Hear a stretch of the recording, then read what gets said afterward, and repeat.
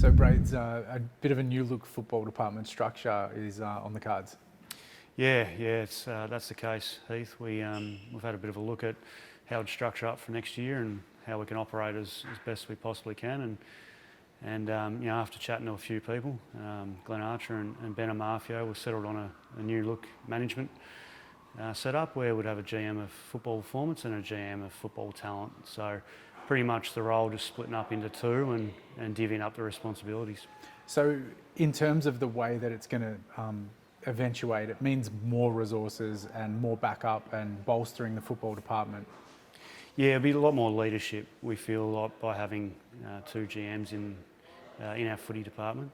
The role's a pretty big one, and we've seen a few other clubs go down this path with the split of responsibilities. And I probably got a mid-season break where I had a bit of thinking time, and I actually felt like that's the best way moving forward for our footy club, and suggested it to Arch and to Ben, and they jumped on board and thought it was the best way moving forward as well. So exciting, be able to bring someone in with a lot of experience, and I think it'll help our function of our footy department. The other key factor is that Laura Kane, who was working in footy ops, will move out of footy ops, which means the need to have some support come in.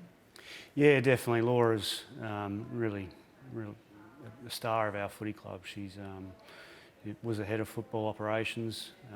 We moved her into more of a strategic role.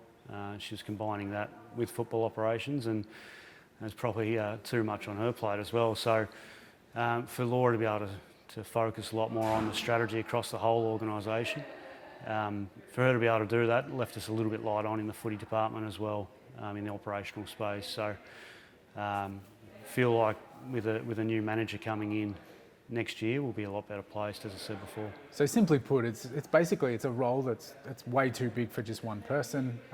Laura's moved out of footy. We need to bring in some more support.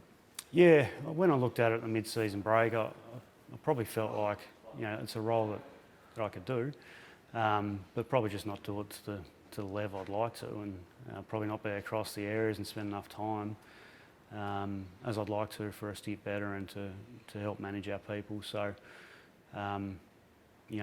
based on that, felt like two people are better off in the GM space in our footy department, and looking forward to seeing who we can bring in. And just quickly, the way you've carved it out, so you'll move across to talent, and so can you explain what that means, and then can you explain what the new general manager of football performance will be responsible for? Yes, the GM of football performance will deal with the coaches and the performance team, also with our player development and welfare. So a bit more of a hands-on role. It's a little bit more of a on-field and off-field sort of split of roles, and my role being a GM of football talent, be more about the list and contracting and recruiting and list management strategy moving forward. Obviously, it's a really important time for us, as the last couple of years have been as well, but moving forward, our list management strategy is so important for our future success that we probably thought we need to put some more resources into that area as well. So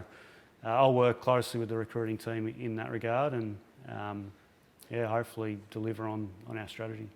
Thanks for your time. No worries. Thanks, Heath.